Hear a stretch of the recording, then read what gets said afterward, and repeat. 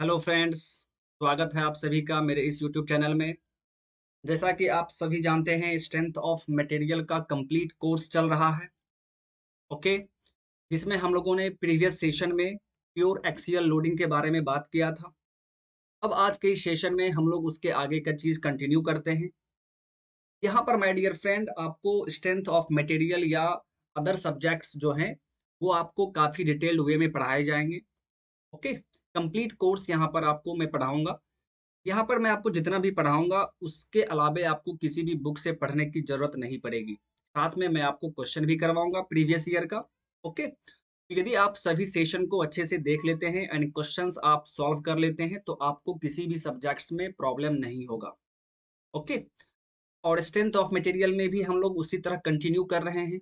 Okay, तो अब हम लोग आज के इस सेशन में pure bending and pure torsion के बारे में पढ़ेंगे।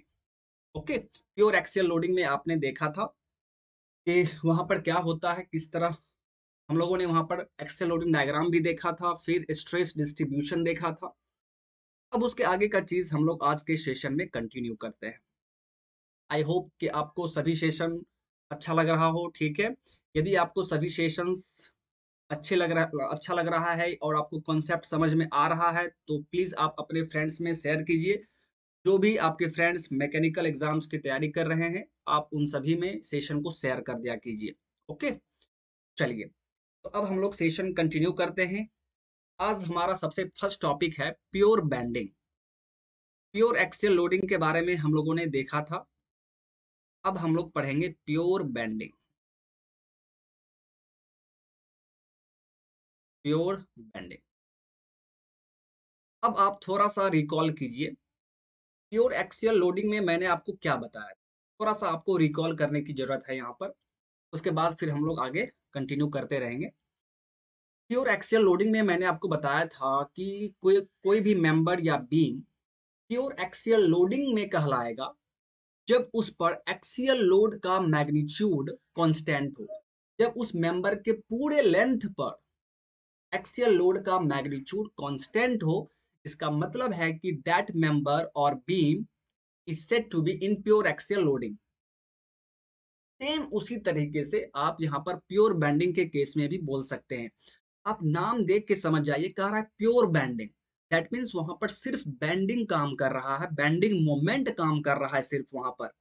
इसका मतलब यह है कि किसी भी मेंबर और बीम को हम लोग प्योर बेंडिंग में कहेंगे यदि उसके पूरे लेंथ पर बेंडिंग मोमेंट का मैग्नीट्यूड कांस्टेंट हो। बस सिंपल सा चीज।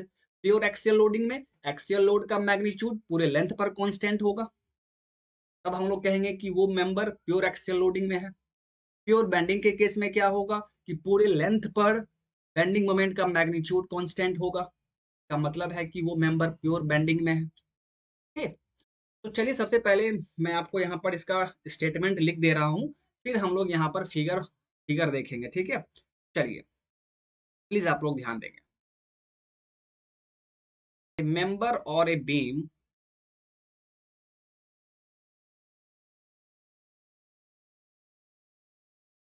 Is said to B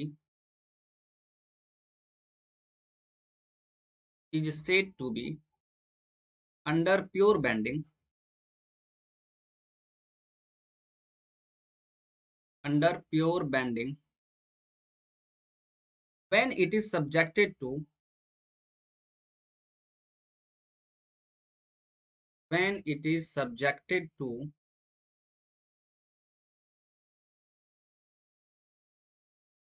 equal and opposite to equal and opposite couples in a plane in a plane along the longitudinal axis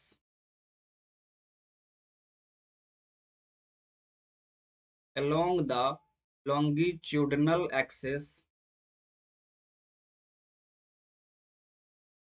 और उसे हम लोग बेंडिंग कपल्स कहते हैं। Bending couples in such a way that in such a way that the magnitude of bending moment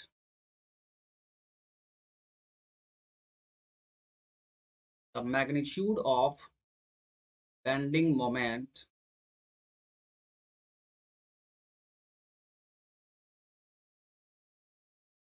remains constant remains constant throughout the length of the member the length of the member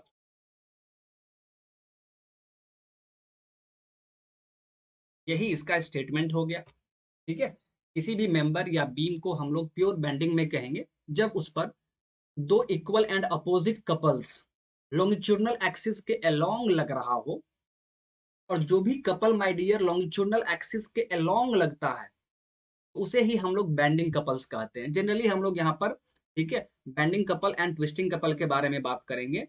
तो bending couple क्या होता है, longitudinal axis के along लगता है, and twisting couple जो होता है वो लॉन्गिट्यूडनल एक्सिस के परपेंडिकुलर एक्ट करता है।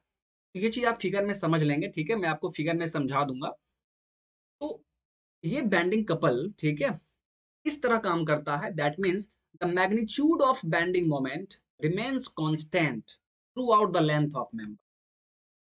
इसका मतलब है कि वो बीम प्योर बेंडिंग में होगा। ओके, चलिए अब यहां पर देखिए, क्योंकि बेंडिंग मोमेंट का मैग्नीट्यूड कांस्टेंट रहेगा, m is equal to constant, तो एक फॉर्मूला है my dear, shear force is equal to dm by dx, that means rate of change of bending moment along the length। Shear force किसके बराबर होता है, rate of change of bending moment along the length of the member। Member के length के along bending moment किस तरह change कर रहा है वो शियर फोर्स को रिप्रेजेंट करेगा। तो फॉर्मूला में आप उसको कैसे लिखेंगे, F is equal to dm by dx। ठीक है, चलिए अब यहां से देखिए, चूंकि m कांस्टेंट है my dear, bending moment constant है, तो शियर फोर्स आप यहां से बोल सकते हैं, that means shear force is equal to 0। Shear force 0 काम करेगा, शियर फोर्स 0 काम करेगा, एक्सियल लोड 0 काम करेगा, ट्विस्टिंग मोमेंट 0 काम करेगा। क्यों, क्योंकि हम लोग प्योर बेंडिंग कर रहे हैं, सिर्फ वहां पर बेंडिंग मोमेंट एक्ट करना चाहिए।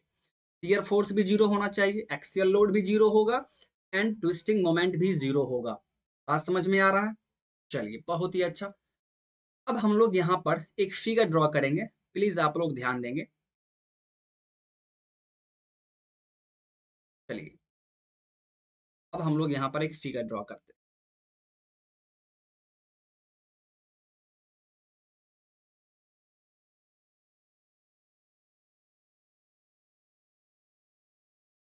ये हमारा एक मेंबर है, या आप इसे बीम बोलेंगे। इसका लॉन्गिट्यूडनल एक्सिस ये है, this point is B, this point is A. चलिए अब यहाँ पर देखिए, अब यहाँ पर इस पॉइंट पर एक लोड एक्ट कर रहा है इनवर्ड की तरफ P, एंड एक लोड यहाँ पर आउटवर्ड फोर्स काम कर रहा है, दैट इज P। एंड इस बीम का जो क्रॉस सेक्शन है माय डियर, ये मान लीजिए रेक्टेंगुलर क्रॉस सेक्शन का है। इस बीम का क्रॉस सेक्शन कैसा है माय डियर, तो रेक्टेंगुलर क्रॉस सेक्शन है। तो यहाँ पर आप क्रॉस सेक्शन को दिखा दीजिए ताकि आपको चीजें समझने में आसानी हो। जब भी आप लोडिंग डायग्राम बनाया करें तो उसके बगल में ही आप उसका प्लेन ऑफ क्रॉस सेक्शन दिखा दीजिए। तो ये है इसका plane of cross section, plane of cross section. Okay, चलिए एक्स एक्सिस, ये एक्स एक्सिस है, this is Y axis, this is centroidal axis Y Y. Okay, चलिए अब यहाँ पर देखिए, अब प्लेन ऑफ क्रॉस सेक्शन पे हम लोग लोड को डिनोट करेंगे, ठीक है, लोड को रिप्रेजेंट करेंगे। तो देखिए इस पी के बारे में, पहले ये पी क्या है, इनवर्ड फोर्स है। तो आप जब सामने से देखेंगे, फ्रंट से देखेंगे, तो ये आपको क्रॉस दिखाई देगा। तो हम लोग क्या करेंगे, यहाँ पर इसे क्रॉस से डिनोट करेंगे। ओके, एंड ये पी आउटवर्ड है, दैट मीन्स ये डॉट से इसको रिप्रेजेंट करेंगे। तो हमने क्या किया, इसको डॉट से रिप्रेजेंट कर। ओके, एंड इसका जो डायमीटर है माय डियर, इस बीम का जो डायमीटर है, ये है माय डियर कैपिटल डी। यहाँ पर मैं आपको लिख दे रहा हूँ, इस बीम का डायमीटर, सॉरी स्मॉल डी बोल दीजिए। ओके, चलिए बहुत ही अच्छा। अब यहाँ पर देखिए, इस इस दोनों पी के द्वारा क्या होगा, यहाँ पर इस दोनों पी का क्या इफेक्ट होगा, आप इस चीज को समझिए। मान लीजिए माय डियर, यहाँ पर आप देख पा रहे हैं पी लोड काम कर रहा है, एंड यहाँ पर पी लोड काम कर रहा है, तो और ये डायमीटर डी है। तो इस लोड का, इस दोनों ही लोड का क्या इफेक्ट होगा, तो माय डियर यहाँ पर एक कपल प्रोड्यूस होगा, ठीक है। और इस कपल का इफेक्ट क्या होगा, तो ये कपल इस बीम को बेंड करना चाहेगा, ठीक है, ये कपल इस बीम को बेंड करना चाहेगा। ओके, तो इसे ही हम लोग बेंडिंग कपल कहते हैं, ठीक है। यानी इस दोनों पी से एक यहाँ पर बेंडिंग मोमेंट प्रोड्यूस होगा, जिसे हम लोग बेंडिंग, सॉरी, जिसे हम लोग वहां पर फिगर में डिनोट भी कर सकते हैं। देखिए मैं आपको डिनोट करके दिखा दे रहा हूँ। इस दोनों पी के द्वारा देखिए यहाँ पर एक बेंडिंग मोमेंट प्रोड्यूस होगा।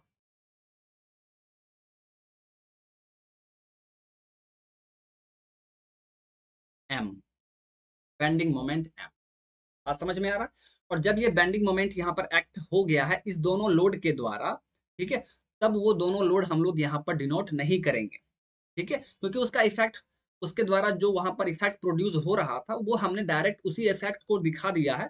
तो फिर वो लोड वहां पर डिनोट करने से कोई फायदा नहीं होने वाला है, ठीक है। अब यहाँ पर देखिए, ये दोनों एक्सियल लोड है, बट दोनों का डायरेक्शन अपोजिट है और दोनों का मैग्नीट्यूड सेम है।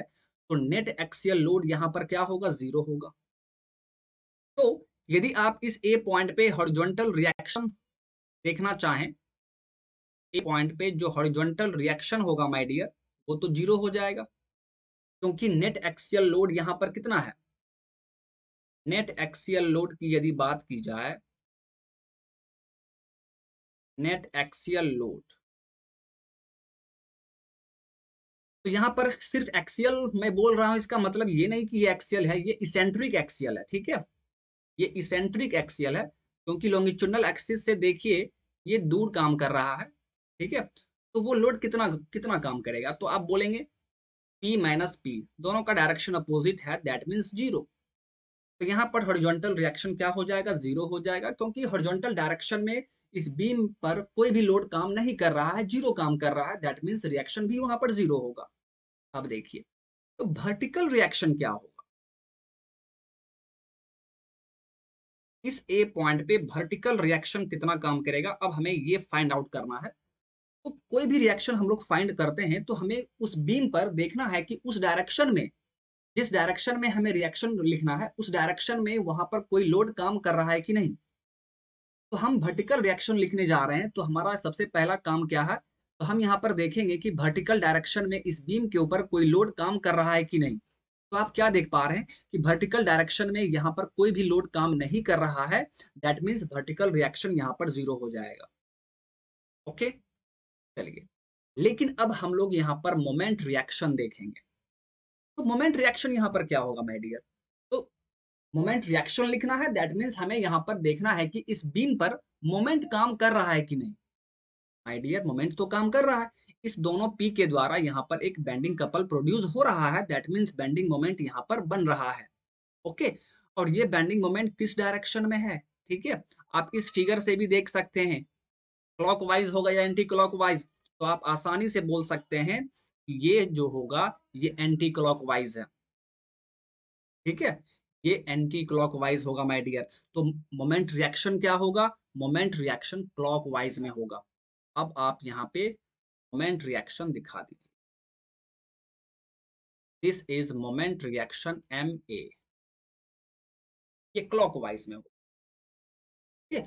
एंड जो बेंडिंग मोमेंट था हमारा, ठीक है, एक्सटर्नल बेंडिंग मोमेंट, वो हमारा किस डायरेक्शन में है, तो वो हमारा माय डियर एंटी क्लॉकवाइज में है। ओके, चलिए अब यहाँ पर देखिए दोनों का मैग्नीट्यूड तो सेम होगा, तो इस m का मैग्नीट्यूड आप क्या लिखेंगे, तो देखिए लोड p है एंड दोनों के बीच का परपेंडिकुलर डिस्टेंस d है, तो आप क्या लिखेंगे, p into D, p into D. तो इतना ही मैग्नीट्यूड इस रिएक्शन का भी होगा, p इंटू डी। तो यहाँ तक तो आपको सब कुछ क्लियर हो गया होगा। ओके, चलिए अब देखिए, अब एक चीज याद कीजिए, मैंने आपको बताया था कि जब भी हम लोग कपल निकालेंगे तो कपल किस एक्सिस के अबाउट काम कर रहा है, किस डायरेक्शन में हमें निकालना है, ये चीज फाइंड करना बहुत ही जरूरी है। ये एक्स एक्सिस के अबाउट है या वाई के अबाउट है या जेड के अबाउट है, ये हमें वहां पर फाइंड करना है। तो इस फिगर से भी आप देख सकते हैं और आसानी से बोल सकते हैं, इस तरह मैंने आपको बताया था। तो देखिए माय डियर, ये यहाँ पर जो कपल बन रहा है ये किस प्लेन में है, तो ये है वर्टिकल प्लेन में माय डियर, वर्टिकल प्लेन में। और वर्टिकल प्लेन में हम लोग कपल एक्स एक्सिस में लेते हैं, एक्स एक्सिस के अबाउट लेते हैं, ये आपको याद होगा, ठीक है। यानी ये जो बेंडिंग मोमेंट है ये एक्स एक्सिस के अबाउट होगा एम एक्स। या सेकेंड मेथड मैंने क्या बताया था कि आप प्लेन ऑफ क्रॉस सेक्शन से भी देख सकते हैं। तो देखिए एक पे आपने क्रॉस डिनोट किया है, एक पे आपने डॉट डिनोट किया है, तो ये इस दोनों लोड के द्वारा, ठीक है, जो मोमेंट बनेगा यहाँ पर आप सोचिए, एक लोड यहाँ काम कर रहा है, एक लोड नीचे में काम कर रहा है, तो इस दोनों का जो बेंडिंग मोमेंट होगा वो इस एक्स एक्सिस के अबाउट होगा। ओके, तो हम लोग मोमेंट एक्स एक्सिस के अबाउट लेंगे। बात समझ में आ गया, ये चीज क्लियर हो गया आप सभी को, ठीक है। तो इस तरह हम लोग यहाँ पर देखेंगे। चलिए अब इसके आगे हम लोग यहाँ पर ये देखेंगे कि आखिर ये प्योर बेंडिंग में कैसे है। बात समझ में आ गया, तो चलिए अब जो हम लोग डायग्राम बनाएंगे उसमें मैं आपको ये लोड नहीं दिखाऊंगा, ये लोड दिखाने का कोई जरूरत नहीं है अब, क्योंकि इसका इफेक्ट क्या था, तो इसका इफेक्ट यहाँ पर बेंडिंग का है। तो हम लोगों ने बेंडिंग मोमेंट तो दिखा दिया, तो जब बेंडिंग मोमेंट हम लोगों ने दिखा दिया तो फिर इस लोड को दिखाने से कोई फायदा नहीं है, उसका अब कोई काम नहीं है वहां पर, उसका जो काम था वो इफेक्ट आपने दिखा दिया।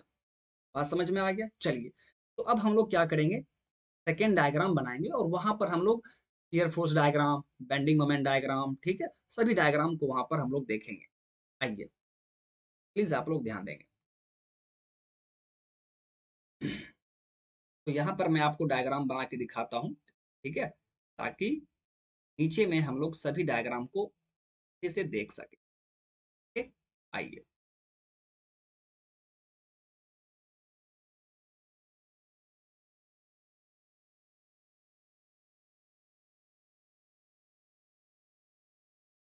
ये लॉन्गिट्यूडनल एक्सिस है,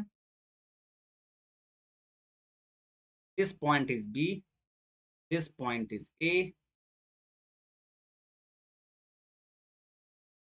यहां पर आपने देखा, sorry,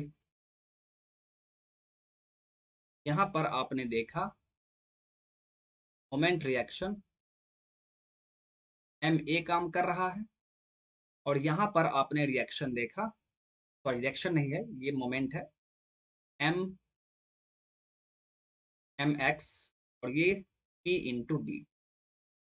okay, and vertical reaction तो जीरो था माय डियर, आर ए भी zero, and R A H ये भी आपका zero, R A H. Okay, चलिए बहुत ही अच्छा। अब यहाँ पर हम लोग देखना चाह रहे हैं कि ये बीम प्योर बेंडिंग में कैसे है, ठीक है, इस चीज को हम लोग यहाँ पर समझेंगे। बहुत ही अच्छा। तो सबसे पहले तो आप ये देखिए कि यहाँ पर एक्सियल लोड काम नहीं कर रहा है, that means axial load diagram zero होगा, उसी तरह शियर फोर्स डायग्राम भी जीरो होगा। अब हम लोग यहाँ पर बेंडिंग मोमेंट के बारे में बात करते हैं। तो बेंडिंग मोमेंट के बारे में हम लोग जो बात कर रहे हैं, तो प्लीज आप यहाँ पर ध्यान देंगे, इसका जो शेप होगा माय डियर, एक फिगर मैं इसके नीचे जस्ट बना रहा हूँ, ठीक है, ताकि आपको शेप पता चले इस बीम का शेप कैसा हो जाएगा। प्लीज आप लोग ध्यान देंगे, छोटा सा एक फिगर में ड्रॉ कर रहा हूं यहाँ पे। अब देखिए ये बीम है माय डियर, एक मोमेंट यहाँ पर एंटी क्लॉकवाइज, एक मोमेंट यहाँ पर क्लॉकवाइज, ठीक है। तो इस दोनों मोमेंट का इफेक्ट क्या होगा, तो ये इस बीम को बेंड करना चाहेगा, बेंड करना चाहेगा, ठीक है। किस डायरेक्शन में, तो ये अपवार्ड डायरेक्शन में इसको बेंड करना चाहेगा। दैट मीन्स आपका देखिए बीम इस तरफ बेंड होगा,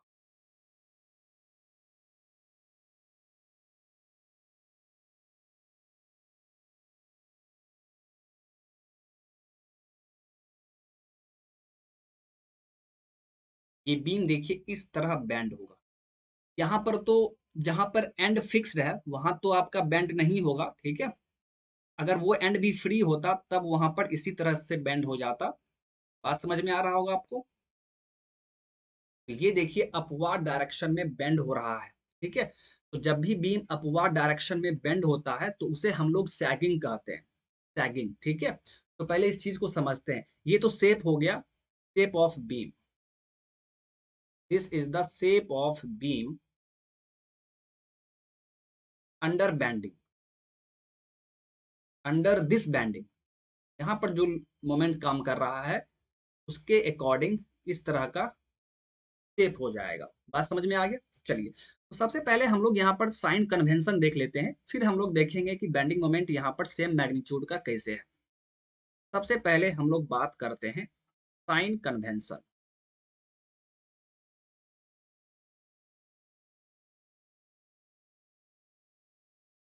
देखिए माय डियर, मान लीजिए ये हमारा बीम है, ठीक है। ये हमारा बीम है और इस बीम पर यहाँ पर क्लॉकवाइज में लग रहा है मोमेंट और यहाँ पर एंटी क्लॉकवाइज में मोमेंट लग रहा है, ठीक है। यहाँ पर एंटी क्लॉकवाइज में मोमेंट लग रहा है। तो इसका शेप कैसा हो जाएगा, आप यहाँ पर इसका शेप देखेंगे कि इस तरह बन जाएगा, इस तरह का शेप बन जाएगा। अगर किसी बीम का शेप इस तरह का हो जा रहा है तो इसे हम लोग कहते हैं sagging. This is the case of sagging. अगर बीम इस तरह का शेप ले रहा है, कहीं पर भी आप देख रहे हैं कि बीम इस तरह का शेप ले रहा है, तो उसे हम लोग कहते हैं सैगिंग, क्योंकि इस तरह का मोमेंट ही लग रहा है कि बीम इस तरह का शेप लेगा। और यहाँ पर आप क्या देख रहे हैं कि सैगिंग जो हो रहा है यहाँ पर कनकेव अपवार्ड है। अपवार्ड फाइबर जो है वो क्या हो रहा है, कनकेव है, ठीक है। कनकेव अपवार्ड्स आप बोलेंगे, ओके। एंड इस तरह का यदि शेप हो रहा है तो वहां पर हम लोग ये कहते हैं कि ये पॉजिटिव बेंडिंग है, पॉजिटिव बेंडिंग। दैट मीन्स आप वहां पर बेंडिंग मोमेंट का जो साइन लेंगे वो आप पॉजिटिव लेंगे, पॉजिटिव में आप बेंडिंग को दिखाएंगे। ये साइन कन्वेंशन है, काफी इंपॉर्टेंट है, यहाँ से ऑब्जेक्टिव क्वेश्चन भी पूछा जाता है। तो प्लीज आप लोग ध्यान देंगे प्लीज।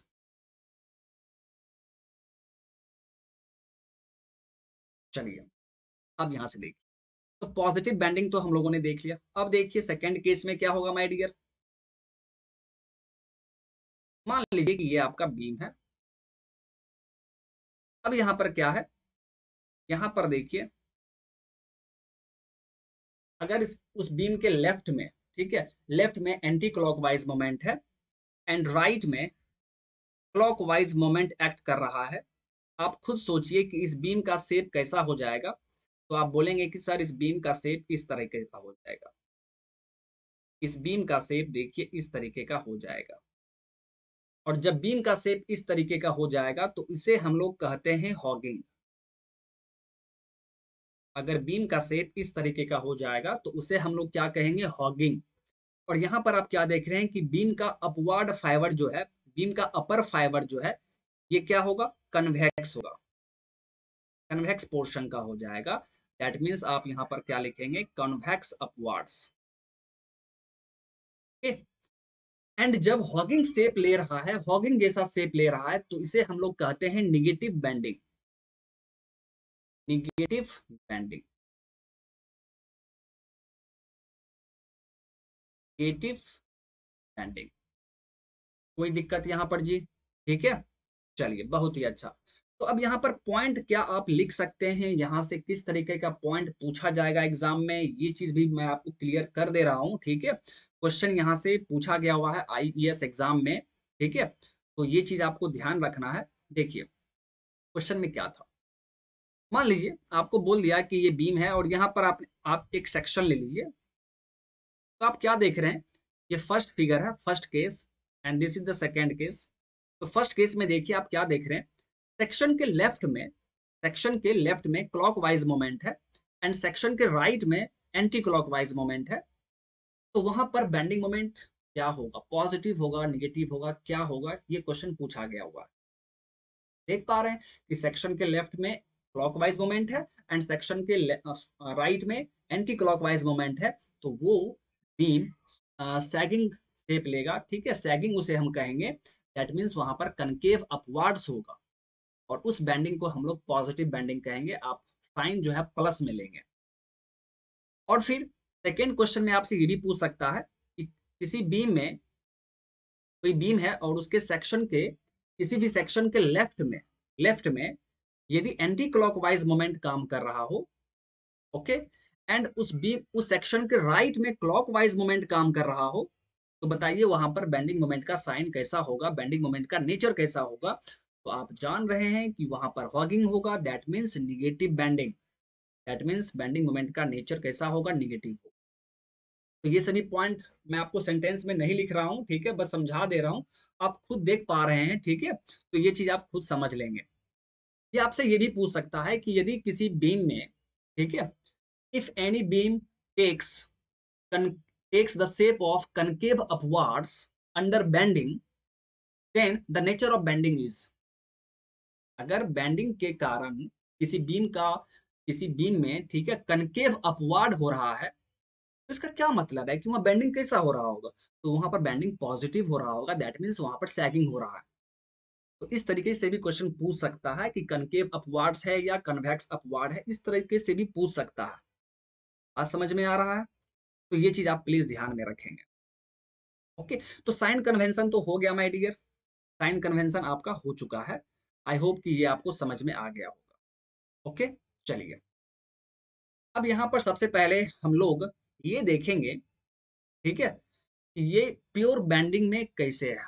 फिर हम लोग डायग्राम भी देखेंगे। तो उसके लिए हम लोग क्या करते हैं, प्योर एक्सियल लोडिंग का केस आपको याद होगा। तो सबसे पहले हम लोग क्या करेंगे, एक सेक्शन लेंगे, कोई भी सेक्शन ले लीजिए एक्स एक्स, जो कि पॉइंट बी से एक्स डिस्टेंस पर है। पॉइंट बी से एक्स डिस्टेंस पर हम लोगों ने एक सेक्शन ले लिया। अब क्या करेंगे, मेथड ऑफ सेक्शन लगाएंगे। मैं यहीं पर लिख दे रहा हूँ, ठीक है, यहाँ पर स्पेस है तो थोड़ा सा मैं लिख दे रहा हूँ, ठीक है, फिर हम लोग नेक्स्ट पेज में जाएंगे। As per method of section, जैसे ही हम लोगों ने सेक्शन लिया, अब हम लोग क्या करेंगे, मेथड ऑफ सेक्शन यूज करेंगे। As per method of section, as per method of section. तो मेथड ऑफ सेक्शन तो आपको याद होगा, किसी भी सेक्शन पे यदि हमें लोड कैलकुलेट करना है तो हम लोग उस सेक्शन के या तो लेफ्ट में देखेंगे या तो राइट में देखेंगे, किसी एक तरफ देखना है। और लेफ्ट हैंड साइड या राइट हैंड साइड में देखते हुए जितना भी लोड वहां पर काम कर रहा होगा सभी को हम लोग ऐड कर देंगे, ठीक है, तो वही लोड उस सेक्शन का करस्पॉन्डिंग लोड हो जाएगा। तो हमें यहाँ पर बेंडिंग मोमेंट निकालना है, बेंडिंग मोमेंट भी तो लोड है। That means bending moment at section X x, हमें एक्स एक्स सेक्शन पे निकालना है, ठीक है, एक्स एक्स सेक्शन पे बेंडिंग मोमेंट निकालना है। तो ये क्या करेंगे, आप लेफ्ट में देखिए चाहे राइट में देखिए, यदि आप लेफ्ट में देख रहे हैं तो एक ही मोमेंट काम कर रहा है, ठीक है, तो आप क्या बोलेंगे, मोमेंट एम।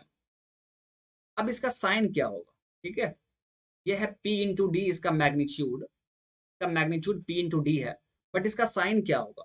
तो आप देख पा रहे हैं कि यहाँ पर सैगिंग का केस है। इस क्वेश्चन में किसका केस है, ये सैगिंग का केस है। तो सैगिंग के केस में बेंडिंग मोमेंट पॉजिटिव होता है, तो यहाँ पर आप क्या लिखेंगे, प्लस। अगर यहाँ पर हॉगिंग का केस हो रहा होता तो आप यहाँ पर माइनस साइन लगाते। तो यही चीज आप राइट साइड में भी देखेंगे, तो राइट साइड में भी एक ही मोमेंट काम कर रहा है, तो मैग्नीट्यूड सेम आएगा। बात समझ में आ रहा है, चलिए अब यहाँ पर देखिए, इस यहाँ पर जो आपने एम एक्स एक्स निकाला है, इसमें एक्स नहीं है। आपने एक्स डिस्टेंस पर एक सेक्शन लिया था और उस सेक्शन पर आप बेंडिंग मोमेंट निकाल रहे हैं। और उसका जो एक्सप्रेशन है उसमें एक्स का टर्म नहीं है, इसका मतलब ये एक्स से इंडिपेंडेंट है। आप ये सेक्शन कहीं भी लिए होते, थोड़ा सा हट के यदि आपका इच्छा है यहाँ पे लेने का, तो यहाँ पर भी बेंडिंग मोमेंट इतना ही आता। ठीक है, तो सेक्शन आप कहीं भी लेंगे बेंडिंग मोमेंट का मैग्नीट्यूड इतना ही आएगा। तो आप क्या बोलेंगे, this is independent of cross section, या सिंपली पहले आप ये लिखिए, इज इंडिपेंडेंट ऑफ एक्स। ये एक्स से इंडिपेंडेंट है, इसका मतलब क्या है माय डियर, इसका मतलब है कि आप कहीं भी देखना चाहें at point B, B point पर देखिए एक्स का वैल्यू 0 है, इसके बावजूद भी moment moment at B point ये P इंटू डी ही होगा। यदि आप ए पॉइंट पे देखना चाहें एट पॉइंट ए पॉइंट पे एक्स का वैल्यू क्या है, एल लेंथ के बराबर होगा। इस बीम का टोटल लेंथ कितना है, एल है। तो ए पॉइंट पर भी मोमेंट यदि आप निकालना चाहेंगे तो वो P इंटू डी ही है। इसका क्या मतलब है माय डियर, कि सभी पॉइंट पे मोमेंट सेम आ रहा है, चाहे आप ए पॉइंट पे देखिए, चाहे आप बी पॉइंट पे देखिए, चाहे आप एक्स एक्स सेक्शन पे देखिए, सभी जगह बेंडिंग मोमेंट का मैग्नीट्यूड सेम आ रहा है। का क्या मतलब है माय डियर, कि बीम के पूरे लेंथ पर बेंडिंग मोमेंट का मैग्नीट्यूड सेम है। का मतलब है कि ये बीम प्योर बेंडिंग में है। ओके, तो beam is under pure bending, beam is under pure bending. यही हमें देखना था, ये हम लोगों ने देख लिया कि यहाँ पर बीम क्या होगा, प्योर बेंडिंग में होगा। ओके, आपको समझ में आ गया। चलिए, अब इसके आगे हम लोग मूव करते हैं, प्लीज आप लोग ध्यान देंगे। तो उसके लिए हम लोग क्या करेंगे, अब यहाँ पर हम लोग सभी डायग्राम देखेंगे। ठीक है, वन बाय वन करके हम लोग सभी डायग्राम को देखते हैं। तो डायग्राम ड्रॉ करने का तरीका मैंने आपको बताया था कि बीम का जो लेंथ है आप उसको नीचे ड्रॉ कर दीजिए, आप उसको एक्सटेंड कर दीजिए एंड पॉइंट को।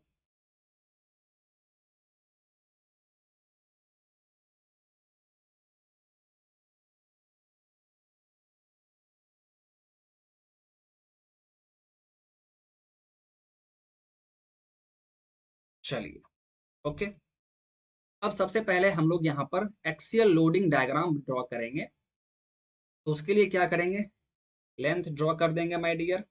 This is the length of beam, this is point B, this is point A.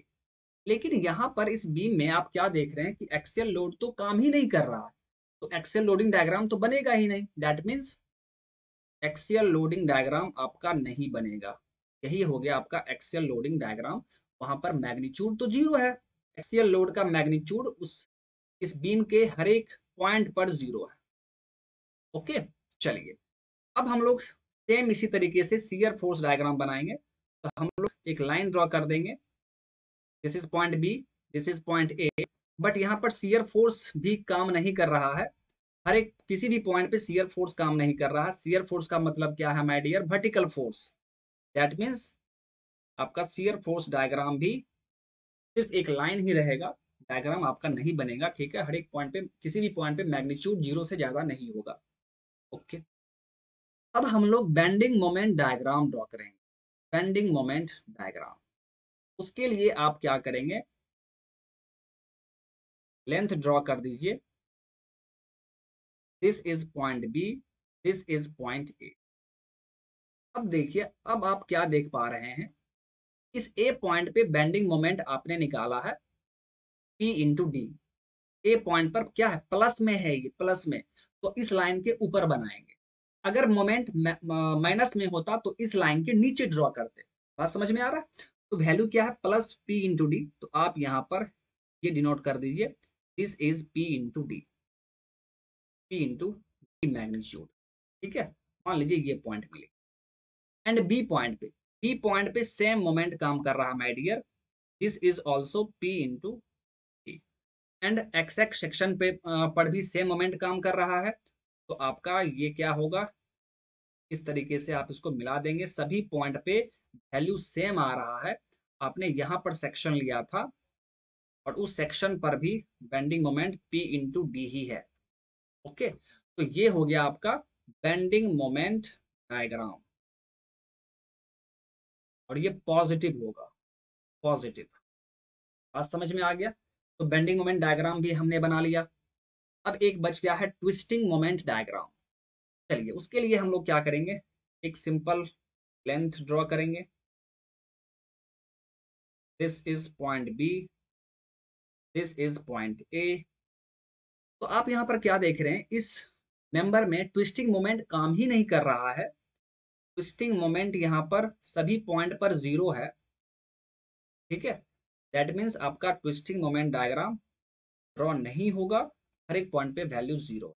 तो ये हो गया माय डियर डायग्राम। ठीक है, यदि किसी बीम पर प्योर बेंडिंग काम कर रहा है, कोई बीम प्योर बेंडिंग में है, तो वहां पर एक्सियल लोडिंग डायग्राम कैसा होगा, शियर फोर्स डायग्राम कैसा होगा, बेंडिंग मोमेंट डायग्राम कैसा होगा एंड ट्विस्टिंग मोमेंट डायग्राम कैसा होगा, ये मैंने आपको यहाँ पर ड्रॉ करके दिखा दिया है।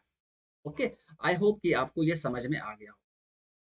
अब यहाँ पर हम लोग क्या करेंगे, अब हम लोग यहाँ पर स्ट्रेस डिस्ट्रीब्यूशन करेंगे। प्योर एक्सियल लोडिंग में भी मैंने आपको दिखाया था, आपको याद होगा। हम लोगों ने लास्ट में एक्सियल स्ट्रेस डिस्ट्रीब्यूशन देखा था। ठीक है, तो डायग्राम में ही हम लोगों ने देखा था, तो वही सेम चीज हम लोग अब यहाँ पर बेंडिंग स्ट्रेस डिस्ट्रीब्यूशन देखेंगे। ओके, चलिए चलिए इसके आगे देखते हैं।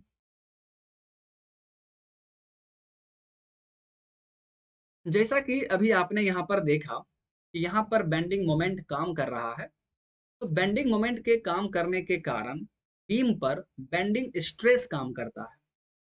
ये हम लोग सभी आगे पढ़ेंगे, जब हम लोग bending stress in beams chapter पढ़ेंगे तो वहां पर हम लोग इसे डिटेल्ड वे में बात करेंगे। ठीक है, फिलहाल हम लोग यहाँ पे थोड़ा सा देख लेते हैं।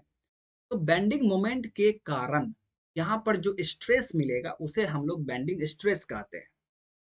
जब एक्सियल लोड के कारण हम लोग स्ट्रेस फाइंड आउट करते हैं तो उसे हम लोग एक्सियल स्ट्रेस कहते हैं।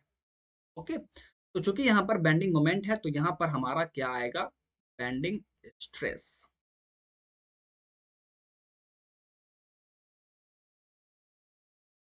और बेंडिंग स्ट्रेस को हम लोग सिग्मा बी से डिनोट करेंगे। Sigma B is equal to क्या हो जाएगा my dear, M by Z. M by Z, M क्या है, बेंडिंग मोमेंट, और जेड क्या है my dear, Z is section modulus. यहां पर मैं आपको लिख दे रहा हूं, जेड क्या है, जेड इज सेक्शन मॉडुलस।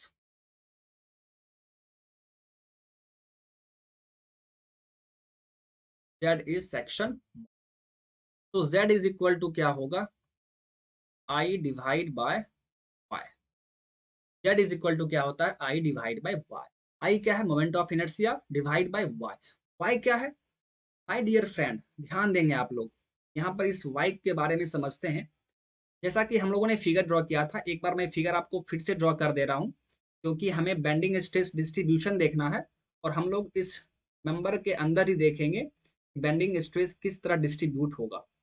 इसीलिए हम लोग एक बार फिर से डायग्राम ड्रॉ करते हैं। ये देखिए, this is the longitudinal axis,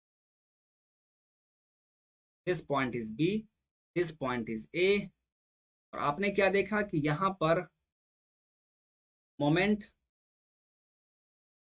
M काम कर रहा है,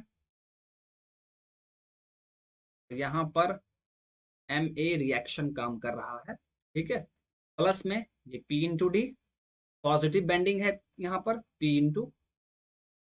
अब देखिए, और यहाँ पर क्रॉस सेक्शन की बात की जाए, क्रॉस सेक्शन की, ठीक है, तो क्रॉस सेक्शन भी यहाँ पर बना के दिखा दे रहा हूं मैं। तो क्रॉस सेक्शन चलिए पीछे बना लेते हैं, उससे कोई भी दिक्कत नहीं है, आप आगे बनाइए पीछे बनाइए, उससे कोई भी दिक्कत नहीं है, किसी भी तरह का प्रॉब्लम नहीं है।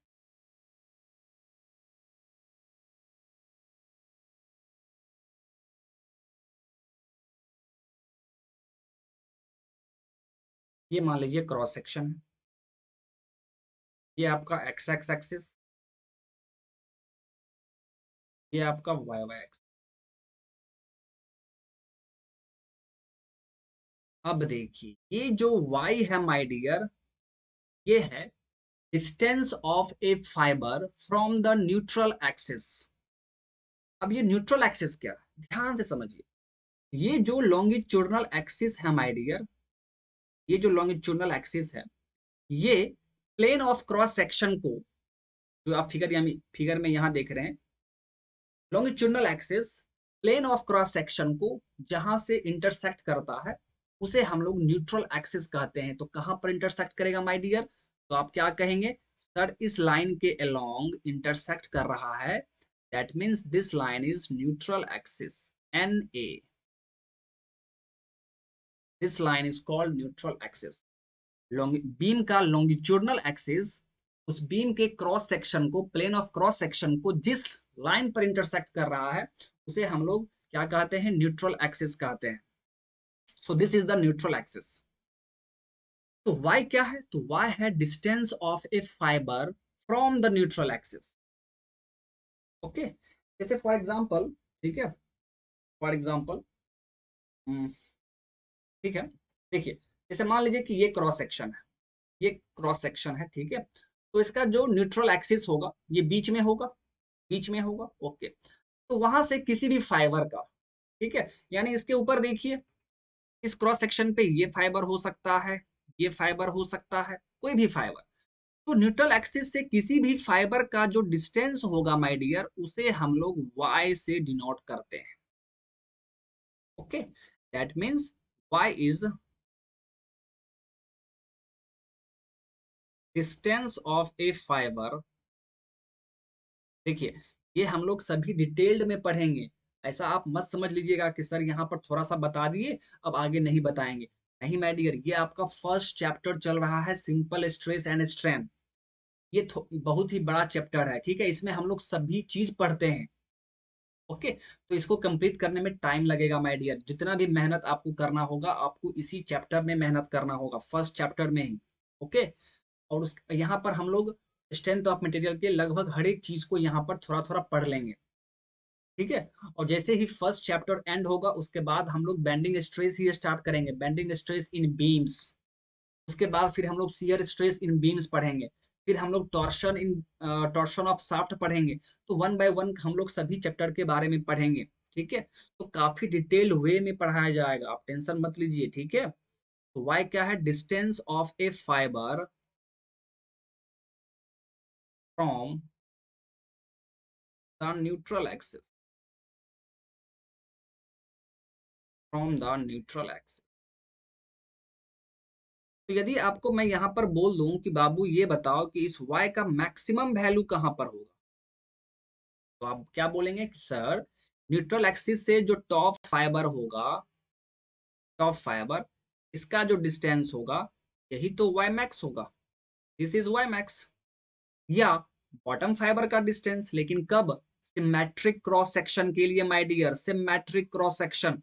ये रेक्टेंगुलर क्रॉस सेक्शन आप देख रहे हैं जो कि सिमेट्रिक होता है।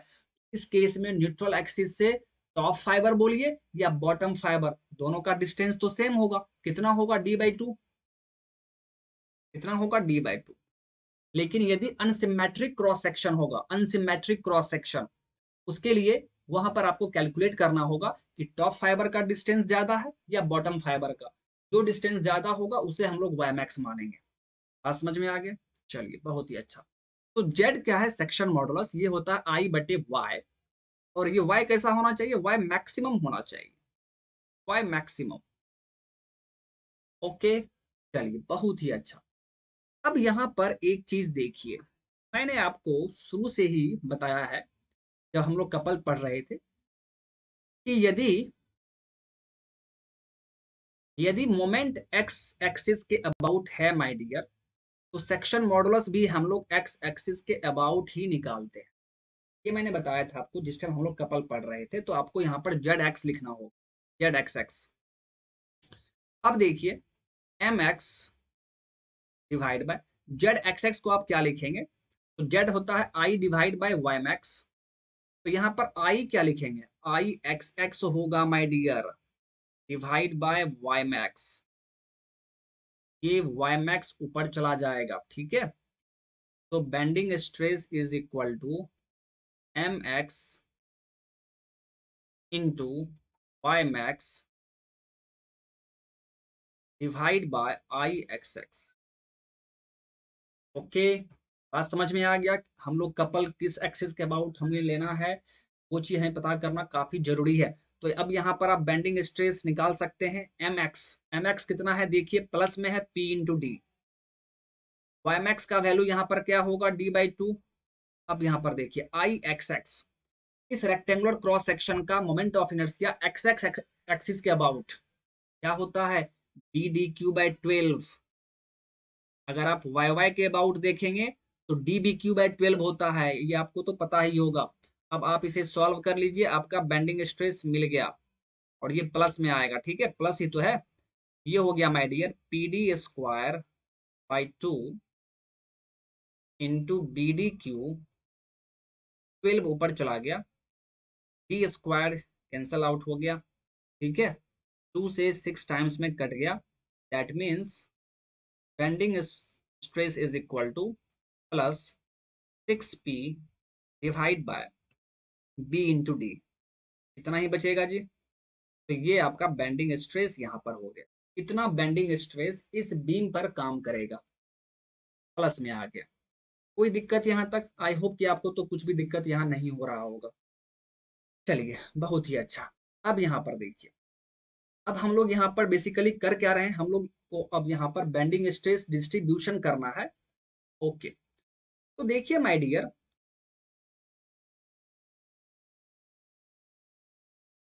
अभी अभी आपने फॉर्मूला देखा बेंडिंग स्ट्रेस का M/Z। तो पहले तो हमें ये पता करना है कि डेप्थ ऑफ बीम, जो बीम का डेप्थ है दैट मीन्स वाई डिस्टेंस, ठीक है। तो बेंडिंग स्ट्रेस डेप्थ के साथ किस तरह वैरी कर रहा है, पहले हमें ये पता करना है। लीनियरली वैरी कर रहा है कि या पैराबोलिकली वैरी कर रहा है, किस तरह वैरी कर रहा है, पहले हमें ये फाइंड करना है। तो चलिए फाइंड करते हैं।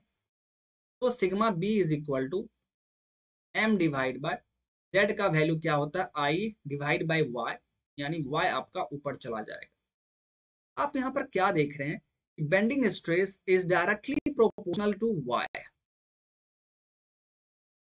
वाई क्या है, वाई आपका distance of a fibre from the neutral axis. That means आप इसे क्या बोलेंगे, डेप्थ बोल सकते हैं। तो आप क्या देख रहे हैं कि वाई के साथ बेंडिंग स्ट्रेस डायरेक्टली प्रोपोर्शनल है। दैट मीन्स जो वेरिएशन होगा वो लीनियर वेरिएशन होगा। लीनियर वेरिएशन, बेंडिंग स्ट्रेस का जो वेरिएशन होता है माय डियर, वो लीनियर वेरिएशन होता है। ये हम लोग क्यों कर रहे हैं, क्योंकि हमें स्ट्रेस का डिस्ट्रीब्यूशन करना है यहाँ पर। बात समझ में आ गया। चलिए, अब मैं आपको यहाँ पर डिस्ट्रीब्यूशन बताने जा रहा हूँ, तो प्लीज आप लोग ध्यान देंगे, मेरी एक एक बात को आप सुनेंगे अच्छे से। हम यहाँ पर डेप्थ वाइज स्ट्रेस डिस्ट्रीब्यूशन कर रहे हैं। तो सबसे पहले हमें क्या करना होगा, यहाँ पर डेप्थ के अलोंग आप एक लाइन ड्रॉ कर देंगे। ये डेप्थ हो गया। चलिए, बहुत ही अच्छा। अब यहाँ पर देखिए आप, जब इस बीम पर माय डियर ध्यान से सुनिए, जब ये मोमेंट एक्ट कर रहा है, यहाँ पर ये मोमेंट क्या है, एंटी क्लॉकवाइज। ये मोमेंट क्या है, रिएक्शन जो है ये है आपका क्लॉकवाइज। तो इस बीम पर क्या इफेक्ट हुआ था, तो ये इस तरह का शेप ले लिया था, सैगिंग सैगिंग शेप लिया था। अब सोचिए, मैं यहाँ पे शेप दिखा दे रहा हूँ, ठीक है। इस तरह का शेप लेता है ना जी, इस तरह का शेप लेता है, सैगिंग में इस तरह का शेप लेता है ना। ओके, जब इस तरह का शेप लेगा यहाँ पर डायरेक्ट इस तरह का नहीं लेगा, ठीक। ठीक है, मैं फिगर फिर से बना दे रहा हूँ, आपको कंफ्यूजन नहीं होना चाहिए जी, किसी भी तरह का कंफ्यूजन बिल्कुल नहीं होना चाहिए। चलिए, यहाँ पर जिस तरह का फिगर बनेगा वही फिगर मैं आपको दिखा दे रहा हूँ। तो यहाँ तो माय डियर इस तरह का फिगर बनेगा ना। ओके, इस तरह का फिगर बनेगा। अब देखिए, तो जब बीम इस तरह का हो जाएगा माय डियर फ्रेंड, ये हो गया bottom fibre. This is the bottom fibre, ये है आपका टॉप फाइबर। आप यहाँ पर देखिए बॉटम फाइबर क्या हो रहा होगा, बॉटम फाइबर वहां पर क्या हो रहा होगा, बॉटम फाइबर में खिंचाव आ रहा होगा, टेंसाइल काम कर रहा है वहां पर, ठीक है। बॉटम फाइबर पे टेंसाइल एक्ट कर रहा होगा, खिंचाव आ रहा होगा, इलोंगेट हो रहा होगा ये। लेकिन top fibre, top fibre my dear आप देखिए कंप्रेस हो रहा है, कंप्रेस हो रहा है ये, कंप्रेशन वहां पर काम कर रहा है। ओके, चलिए, बॉटम फाइबर, बॉटम फाइबर पे माय डियर खिंचाव काम कर रहा है, टेंसाइल काम कर रहा है, टेंसाइल काम कर रहा है ना, एक्सटर्नल चीज है, टेंसाइल काम कर रहा है। तो रेजिस्टिंग फोर्स यहाँ पर क्या होना चाहिए, बॉडी के अंदर जो रेजिस्टिंग फोर्स होगा वो कैसा होना चाहिए बॉटम फाइबर के लिए, वो तो कंप्रेशन होना चाहिए, क्योंकि इसका बॉटम फाइबर पे टेंसाइल काम कर रहा है, तो उसको तो रोकना चाहेगा ना बॉडी, तो बॉडी के अंदर उसके अगेंस्ट में एक रेजिस्टिंग फोर्स डेवलप होगा, तो उसका नेचर कैसा होगा, कंप्रेसिव। तो कंप्रेसिव नेचर होगा रेजिस्टिंग फोर्स का, दैट मींस स्ट्रेस कैसा होगा, कंप्रेसिव स्ट्रेस, यहाँ पर बॉटम फाइबर के लिए। तो बॉटम फाइबर पे माय डियर कंप्रेसिव स्ट्रेस काम करेगा, तो कंप्रेसिव को हम लोग क्या करेंगे, देखिए ध्यान से, कंप्रेसिव को हम लोग इस डायरेक्शन में डिनोट करेंगे, ये आपका कंप्रेसिव स्ट्रेस हो गया बॉटम फाइबर के लिए। ओके, फिर यहाँ पर देखिए टॉप फाइबर के लिए, टॉप फाइबर पे क्या हो रहा है माय डियर, टॉप फाइबर पे कंप्रेशन हो रहा है, कंप्रेशन हो रहा है इस मोमेंट के कारण। तो जब कंप्रेशन एक्सटर्नल काम कर रहा है लोड के द्वारा, तो इसका रेजिस्टिंग फोर्स क्या चाहेगा, इसको अपोज करे, तो रेजिस्टिंग फोर्स कैसा होना चाहिए, टेंसाइल नेचर का। तो जब रेजिस्टिंग फोर्स टेंसाइल नेचर का है तो स्ट्रेस कैसा होगा, स्ट्रेस भी टेंसाइल नेचर का होगा। तो यहाँ पर टेंसाइल नेचर हम लोग किस तरह डिनोट करेंगे, टेंसाइल नेचर आप इस तरह डिनोट कर देंगे, this is the tensile stress. तो ये हो गया आपका बेंडिंग स्ट्रेस एट बॉटम, और ये भी हो गया आपका बेंडिंग स्ट्रेस, ये हो गया टॉप, टॉप पर हो गया, this is bending stress eight top, this is bending stress at bottom. और आपने देखा है कि बेंडिंग स्ट्रेस लीनियरली वैरी करता है, लीनियरली वैरी करता है डेप्थ वाइज, तो आप क्या करेंगे, इस दोनों पॉइंट को मिला देंगे, दोनों पॉइंट को आप मिला देंगे, यही है my dear bending stress distribution, this is the bending stress distribution. किसी भी डिस्टेंस y पर देखिए आप मैग्नीट्यूड बता सकते हैं कि कितना बेंडिंग स्ट्रेस वहां पर काम कर रहा है, तो आप देख पा रहे हैं कि मैक्सिमम बेंडिंग स्ट्रेस कहाँ काम करेगा, यहाँ पर या तो बॉटम में बेंडिंग स्ट्रेस मैक्सिमम होगा, और यहाँ पर तो टॉप पर भी बेंडिंग स्ट्रेस मैक्सिमम होगा। क्यों, क्योंकि ये सिमेट्रिकल क्रॉस सेक्शन है, तो सिमेट्रिकल क्रॉस सेक्शन के लिए टॉप एंड बॉटम दोनों जगह बेंडिंग स्ट्रेस मैक्सिमम होगा, क्योंकि y दोनों जगह मैक्सिमम है, y दोनों जगह मैक्सिमम है। फिर देखिए यहीं पर यदि किसी भी y डिस्टेंस पर, किसी भी y डिस्टेंस पर यदि आपसे पूछ दिया जाए कि आप बेंडिंग स्ट्रेस बताओ, तो मान लीजिए y का वैल्यू कुछ दे दिया है, मान लीजिए कि ये y का वैल्यू है, यानी यहाँ से इस y डिस्टेंस पर आपसे बेंडिंग स्ट्रेस पूछा जा रहा है, तो आप देखिए उसका मैग्नीट्यूड कितना होगा, ये वाला उसका मैग्नीट्यूड है, यही है बेंडिंग स्ट्रेस एट y। तो इस तरह हम लोग वहां पर आसानी से बेंडिंग स्ट्रेस देख सकते हैं।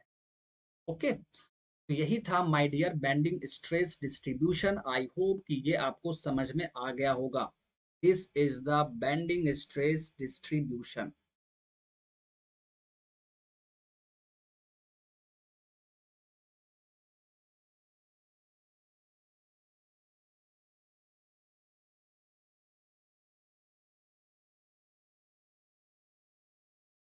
कोई दिक्कत समझने में, आई होप कि ये आपको अच्छे से समझ में आ गया होगा।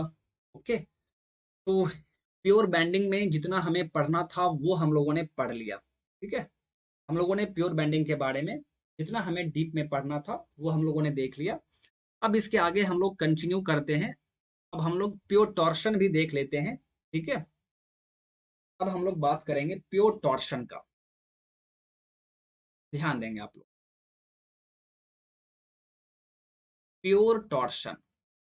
तो यहाँ पर उतना टाइम नहीं लेंगे, ठीक है, फटाफट कर देते हैं, क्योंकि सभी चीजें उसी तरह यहाँ पर भी होगा, तो ज्यादा टाइम लेने का कोई मतलब यहाँ पर नहीं है, आपको बस चीजें समझ में आनी चाहिए। जिस तरह हम लोगों ने प्योर एक्सियल लोडिंग के बारे में बात किया, प्योर बेंडिंग के बारे में बात किया, सेम उसी तरीके से यहाँ पर प्योर टॉर्शन है, तो सब कुछ तो वही होगा। यहाँ पर प्योर टॉर्शन में क्या है, टॉर्शन का मतलब क्या है, ट्विस्टिंग मोमेंट। आप किसी भी शाफ्ट को ऐसे पकड़ के ट्विस्ट कर रहे हैं, दैट मीन्स आप उस शाफ्ट के ऊपर एक ट्विस्टिंग मोमेंट लगा रहे हैं, इसे ही हम टॉर्शन कहते हैं। यानी आप क्या कहेंगे, आप कहेंगे कि sir this shaft is under torsion. बात समझ में आ रहा है? तो प्योर टॉर्शन का मतलब क्या है? तो प्योर टॉर्शन का मतलब ये है कि उस शाफ्ट पे, ठीक है, सिर्फ ट्विस्टिंग मोमेंट काम कर रहा होगा, सिर्फ ट्विस्टिंग मोमेंट काम कर रहा होगा, मतलब ट्विस्टिंग मोमेंट का वैल्यू आ रहा होगा, और उस ट्विस्टिंग मोमेंट का मैग्नीट्यूड पूरे लेंथ पर कांस्टेंट होना चाहिए। बस जिस तरह हम लोग प्योर बेंडिंग में बात किए थे कि बेंडिंग मोमेंट का मैग्नीट्यूड कांस्टेंट होना चाहिए पूरे लेंथ पर, प्योर एक्सियल लोडिंग में एक्सियल लोड का मैग्नीट्यूड कांस्टेंट होना चाहिए, सेम चीज वही है प्योर टॉर्शन के केस में, ट्विस्टिंग मोमेंट का मैग्नीट्यूड पूरे लेंथ पर कांस्टेंट होना चाहिए। ओके, तो चलिए पहले हम लोग इसका स्टेटमेंट देख लेते हैं, इसका डेफिनेशन देख लेते हैं, फिर हम लोग फिगर बना के सब कुछ समझ लेंगे, ठीक है? तो चलिए मैं आपको यहाँ पर पॉइंट लिख दे रहा हूँ, ध्यान देंगे आप लोग। ए मेंबर और ए शाफ्ट, और ए shaft is under pure torsion, is under pure torsion when it is subjected to, when it is subjected to two equal and opposite, two equal and opposite couples in a plane, in a plane perpendicular to the, perpendicular to the longitudinal axis of the beam, perpendicular to the longitudinal axis in such a way that, in such a way that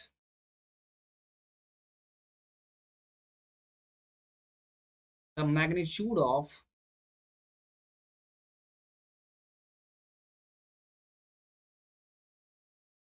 the magnitude of twisting moment, twisting moment remains constant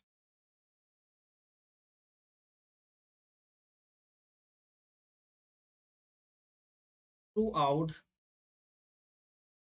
throughout the length of the member, throughout the length of the member।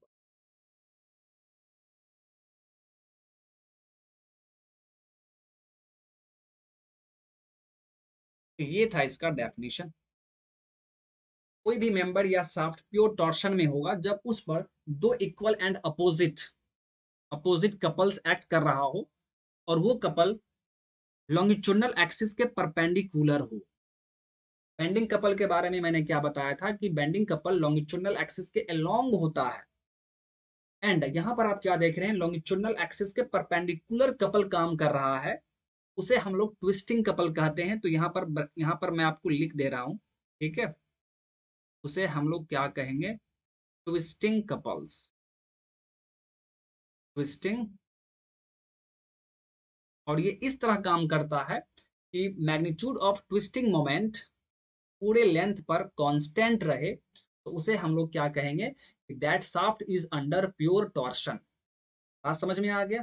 चलिए फिर यहाँ पर भी वही चीज होगा, क्योंकि pure torsion में है, दैट मीन्स उस शाफ्ट पर एक्सियल लोड काम नहीं कर रहा होगा, एक्सियल लोडिंग डायग्राम जीरो होगा, शियर फोर्स काम नहीं कर रहा होगा तो शियर फोर्स डायग्राम भी यहाँ नहीं बनेगा, बेंडिंग मोमेंट भी काम नहीं कर रहा होगा तो बेंडिंग मोमेंट डायग्राम यहाँ पर नहीं बनेगा, बट ट्विस्टिंग मोमेंट डायग्राम यहाँ पर बनेगा, यहाँ पर ट्विस्टिंग मोमेंट डायग्राम बनेगा। चलिए, तो सबसे पहले फिगर ड्रॉ किया जाए, फिगर ड्रॉ किया जाए my dear.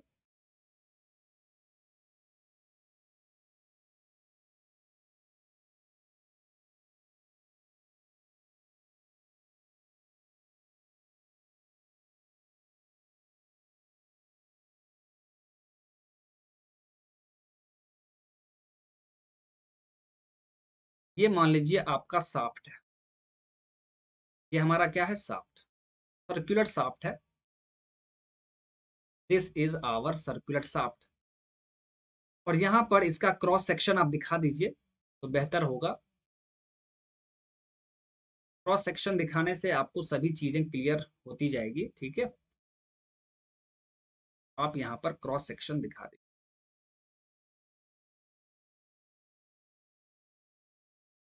Okay, this is x x axis, this is y y axis, x x and this is y y. आइए, अब यहाँ पर देखिए इस शाफ्ट के ऊपर दो दो लोड काम कर रहा है। और किस तरह काम कर रहा है, एक लोड देखिए यहाँ पर काम कर रहा है इस डायरेक्शन में P, एंड एक यहाँ पर एक्ट कर रहा है P। और इस शाफ्ट का डायमीटर माय डियर D है। तो अब आप खुद सोचिए यहाँ पर कि किस तरह का यहाँ पर इफेक्ट प्रोड्यूस हो रहा होगा।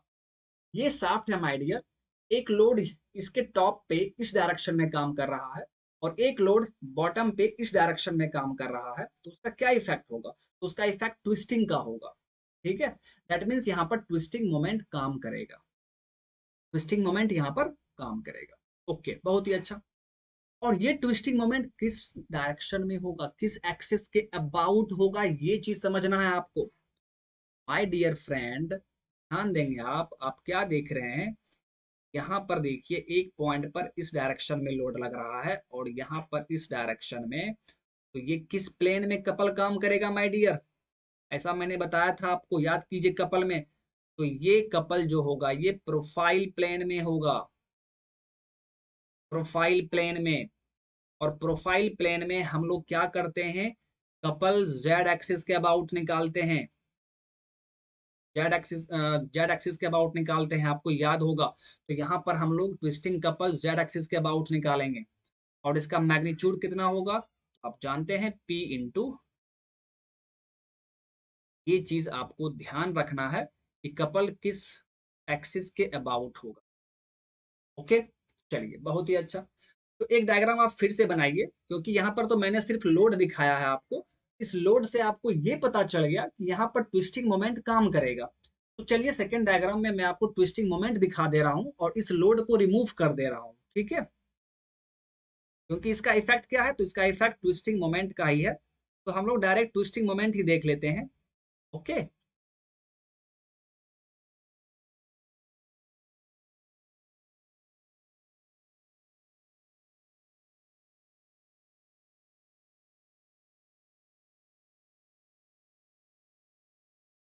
This point is B, this point is ए।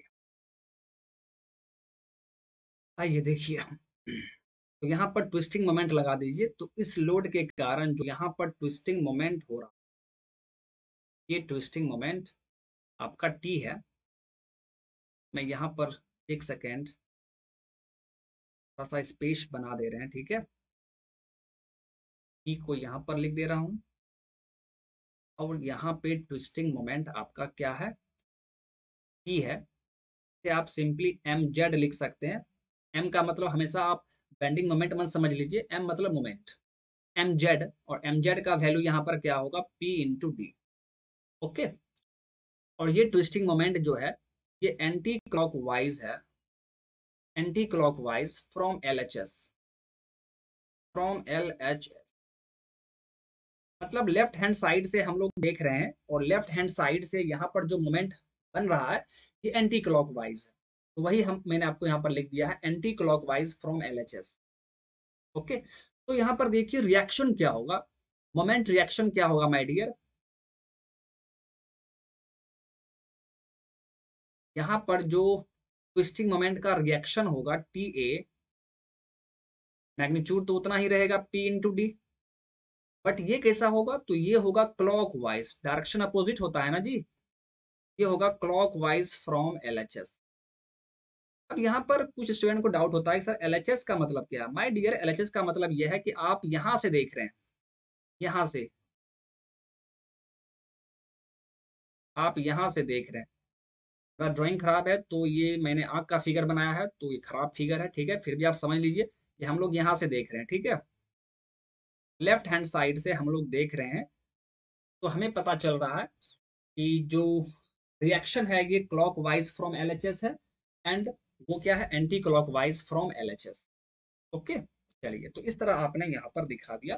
बाकी रिएक्शन तो आप जानते हैं यहाँ पर जीरो होगा, क्योंकि यहाँ पर ना हॉरिजॉन्टल फोर्स काम कर रहा है ना ही वर्टिकल फोर्स काम कर रहा है। That means horizontal reaction point A पर जीरो होगा, वर्टिकल रिएक्शन भी पॉइंट ए पर जीरो होगा। तो वो आप नहीं भी दिखाएंगे तो कोई इश्यू नहीं है। फिर भी यदि आपकी इच्छा है तो चलिए मैं आपको दिखा दे रहा हूँ। आर ए भी जीरो होगा, और यहाँ पर पॉसिबल नहीं है माय डियर, ठीक है? सिर्फ मैं लिख दे रहा हूँ, ठीक है? आर ए एच भी जीरो होगा। ओके, चलिए, अब यहाँ पर हम लोग देखेंगे कि ये प्योर टॉर्शन में कैसे है। प्योर टॉर्शन में ये शाफ्ट किस तरह है, ये हम लोग बात करेंगे। डायग्राम मैं आपको यहीं पर बना दूंगा, ठीक है? या छोड़िए, डायग्राम फिर से हम लोग नेक्स्ट फिगर में देख लेंगे। तो सबसे पहले हम लोग बात करते हैं साइन कन्वेंशन के बारे में। प्लीज आप लोग ध्यान देंगे, क्योंकि साइन कन्वेंशन इंपॉर्टेंट है माय डियर। साइन कन्वेंशन आपको पता होना चाहिए। सबसे पहले हम लोग बात कर लेते हैं साइन कन्वेंशन।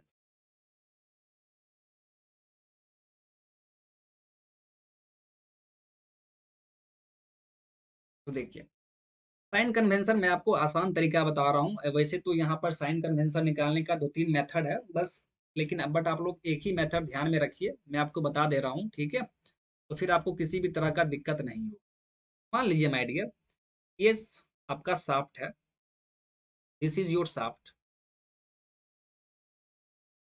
और इस शाफ्ट पर कोई एक सेक्शन है, आपको उस सेक्शन पर ट्विस्टिंग मोमेंट निकालना है, ठीक है? तो मैग्नीट्यूड कैसे निकालते हैं ये तो आपको पता है। मैग्नीट्यूड हम लोग मेथड ऑफ सेक्शन से निकाल लेंगे। देखिए, कोई भी अगर आप लोड निकालना चाह रहे हैं तो आपको वहां पर दो चीज का जरूरत होगा, एक मैग्नीट्यूड, एक नेचर, डायरेक्शन, ठीक है? मतलब प्लस या माइनस। तो मैग्नीट्यूड तो हम लोग मेथड ऑफ सेक्शन से निकाल लेंगे। अब उसका नेचर कैसा होना चाहिए, तो नेचर के लिए हम लोग साइन कन्वेंशन पढ़ते हैं। देखिए, तो सेक्शन आपने ले लिया है। मान लीजिए कि सेक्शन के राइट में जो ट्विस्टिंग मोमेंट है वो अगर एंटी क्लॉक वाइज हो फ्रॉम एलएचएस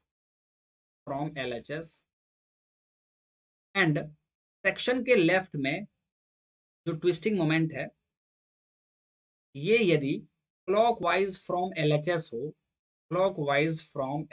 हो, तो हम लोग वहां पर क्या कहेंगे कि उस सेक्शन पर जो ट्विस्टिंग मोमेंट होगा वो पॉजिटिव होगा। उस ट्विस्टिंग मोमेंट को हम लोग पॉजिटिव लेंगे। उस ट्विस्टिंग मोमेंट को हम क्या करेंगे, पॉजिटिव लेंगे। ओके, आइए, तो इसका अपोजिट, बस एक चीज को याद रखिए, बस इस चीज को याद रखिए कि सेक्शन के लेफ्ट में क्लॉकवाइज फ्रॉम एलएचएस है, एंड सेक्शन के राइट में एंटी क्लॉकवाइज फ्रॉम एलएचएस है। दैट मींस ट्विस्टिंग मोमेंट उस सेक्शन पर पॉजिटिव होगा। अब इसका अपोजिट कर दीजिए तो ट्विस्टिंग मोमेंट नेगेटिव होगा। दोनों याद मत रखिए, फिर कंफ्यूजन होगा, फिर आप गलती कर सकते हैं। तो इसका बस अपोजिट कर दीजिए, एक सेक्शन ले लीजिए, और यहाँ पर जो अब ट्विस्टिंग मोमेंट होगा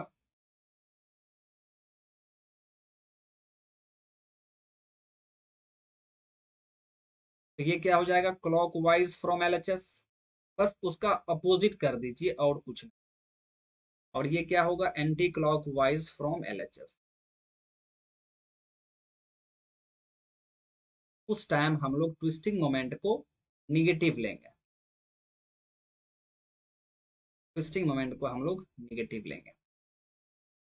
बात समझ में आ गया कि ट्विस्टिंग मोमेंट पॉजिटिव कब होगा, निगेटिव कब होगा?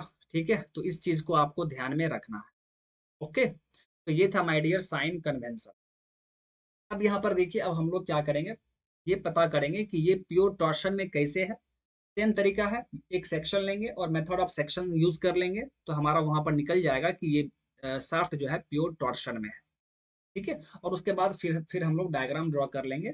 जितना भी डायग्राम, टाइप्स ऑफ डायग्राम है वो हम लोग ड्रॉ कर लेंगे, तो हमारा प्योर टॉर्शन कंप्लीट हो जाएगा। ओके, आइए, तो चलिए देखते हैं यहाँ पर क्या होगा।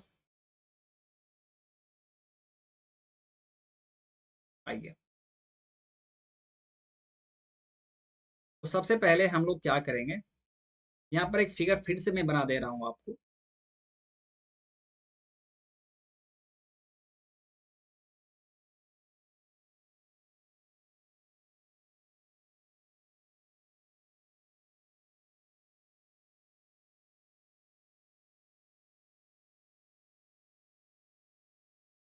This point is B, this point is A.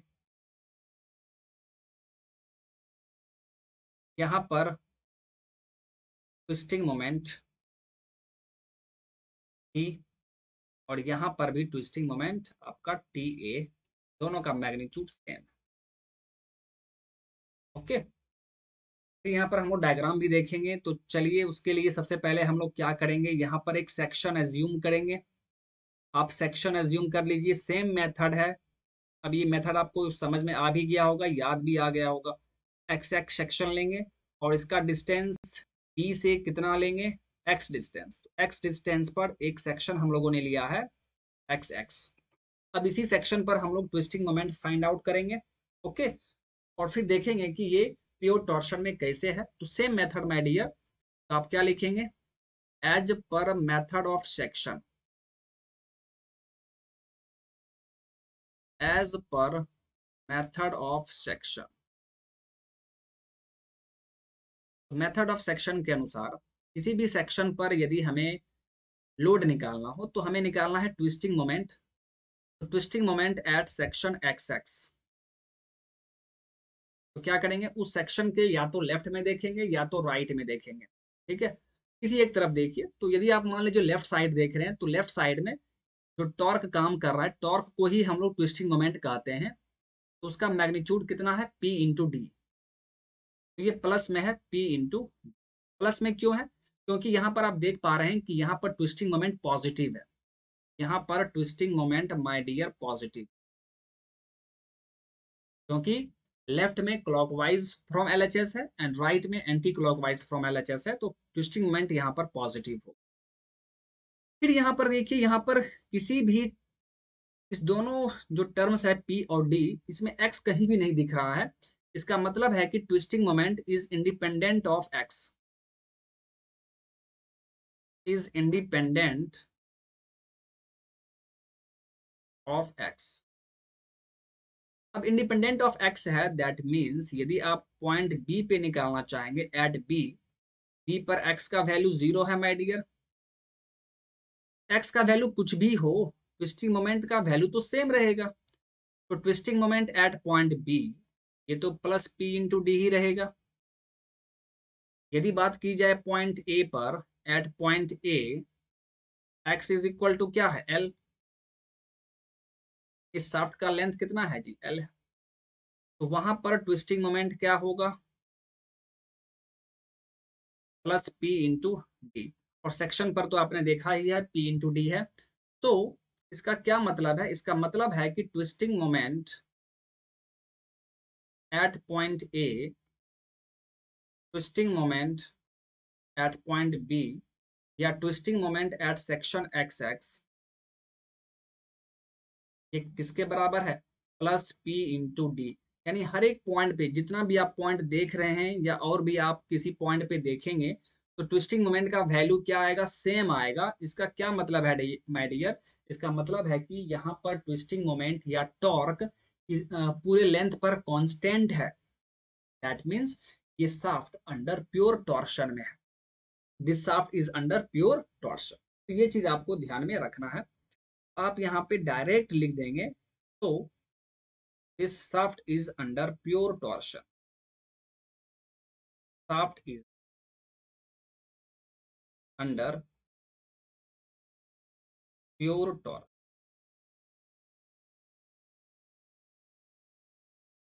चलिए, तो ये तो हमें पता चल गया कि ये शाफ्ट प्योर टॉर्शन में होगा, ट्विस्टिंग मोमेंट का वैल्यू हर जगह सेम होगा। इस टीएम को हम क्या बोल रहे हैं, टीएम को हम बोलते हैं ट्विस्टिंग मोमेंट, ट्विस्टिंग मोमेंट। और इसे ही आप टॉर्क भी बोलेंगे, ठीक है। This is called torque. Okay, चलिए अब हम लोग यहाँ पर क्या करेंगे, अब हम लोग यहाँ पर डायग्राम ड्रॉ करेंगे। तो उसके लिए क्या करते हैं आप जानते हैं, सभी प्रोसेस एक ही जैसा है माय डियर, बस यहाँ पर ट्विस्टिंग मोमेंट आ गया, टॉर्क आ गया, और वहां पर बेंडिंग मोमेंट था। बात समझ में आ रहा? ट्विस्टिंग मोमेंट जो है ये लॉन्गिट्यूडनल एक्सिस के परपेंडिकुलर है, ये लॉन्गिट्यूडनल एक्सिस के परपेंडिकुलर काम करता है। आप ट्विस्ट कर रहे हैं माय डियर, एक लोड यहां से जा रहा है, एक लोड नीचे से जा रहा है, तो ये ट्विस्ट हो रहा है, दैट मीन्स ये लॉन्गिट्यूडनल एक्सिस के परपेंडिकुलर वाले प्लेन में एक्ट कर रहा है। लॉन्गिट्यूडनल एक्सिस के परपेंडिकुलर जो प्लेन है उस प्लेन में ये कपल एक्ट कर रहा है। बात समझ में आ रहा है? सोचिए, ये लॉन्गिट्यूडनल एक्सिस है तो इसका परपेंडिकुलर प्लेन कौन सा होगा? ये वाला प्लेन होगा। इसी प्लेन में तो ये ट्विस्टिंग कपल एक्ट कर रहा है जी। तो ऐसा कपल जो लॉन्गिट्यूडनल एक्सिस के परपेंडिकुलर प्लेन में एक्ट करे उसे हम लोग ट्विस्टिंग कपल कहते हैं। बेंडिंग कपल क्या था my dear? Bending couple. Okay, तो वो लॉन्गिट्यूडनल एक्सिस के अलोंग था। समझ में आ गया? चलिए, अब यहाँ पर देखिए, फिर इसको आप एक्सटेंड कर दीजिए।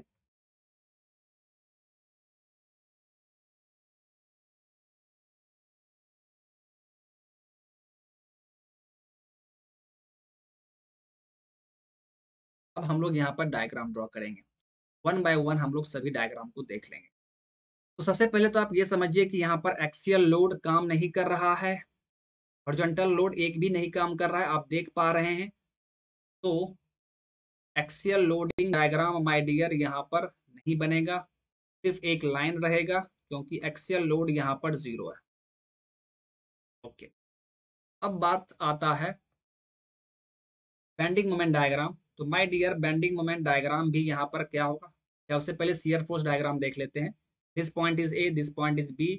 शियर फोर्स भी यहाँ पर किसी पॉइंट पे एक्ट नहीं कर रहा है, तो आपका शियर फोर्स डायग्राम भी सिर्फ एक लाइन होगा, हर एक पॉइंट पे शियर फोर्स 0। अब हम लोग बात कर लेते हैं बेंडिंग मोमेंट डायग्राम का।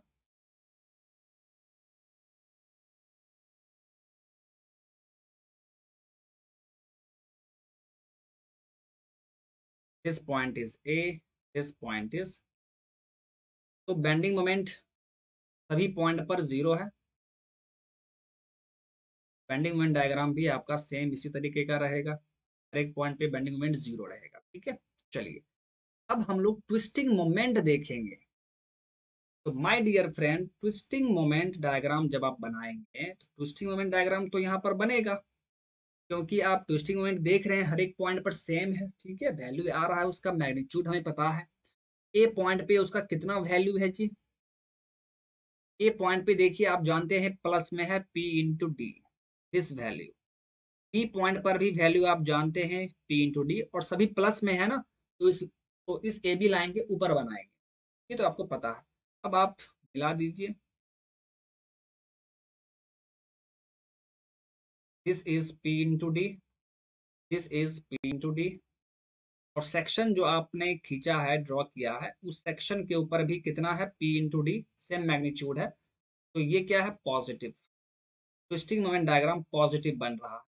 This is twisting moment diagram. ठीक, तो ये डायग्राम भी हो गया। ठीक है, आई होप कि ये आपको समझ में आ गया होगा, उतना हार्ड तो है नहीं, बड़ा सिंपल सा चीज है। अब एक चीज मैं आपको यहाँ पर और बता दे रहा हूँ, ठीक है, एक चीज हम लोग यहाँ पर और देख लेते हैं, उसके बाद सेशन को स्टॉप कर दिया जाएगा, आपका प्योर टॉर्शन कंप्लीट हो जाएगा।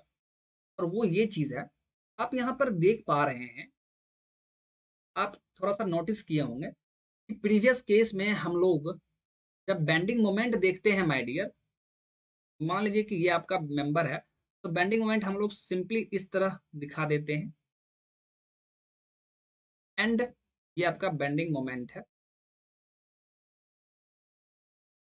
This is your bending moment, this is your bending moment. लेकिन हम लोग ट्विस्टिंग मोमेंट को माय डियर, ट्विस्टिंग मोमेंट को देखिए किस तरीके से हम लोगों ने डिनोट किया है। तो ट्विस्टिंग मोमेंट हम लोग इस तरह दिखाते हैं।